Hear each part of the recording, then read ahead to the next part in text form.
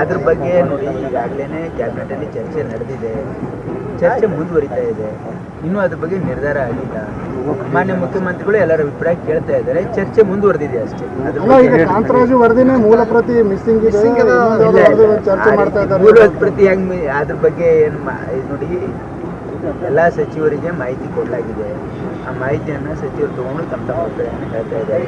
ಹಾಗಾಗಿ ಚರ್ಚೆ ಅಪೂರ್ಣ ಇದೆ, ಚರ್ಚೆ ಪೂರ್ತಿ ಆಗ್ಲಿಕ್ಕೆ ಆಗೇ ಇಲ್ಲ. ಅವತ್ತು ಮನೇನ ಕ್ಯಾಬಿನೆಟಲ್ಲಿ ಚರ್ಚೆ ಪೂರ್ತಿ ಆಗಲಿಲ್ಲ, ಚರ್ಚೆ ಅಪೂರ್ಣ ಇದೆ.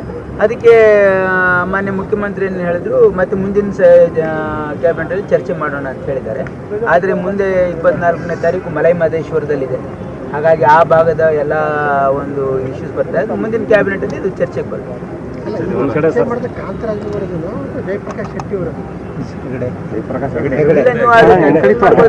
ಒಂದೇ ವರದಿ ಅದು.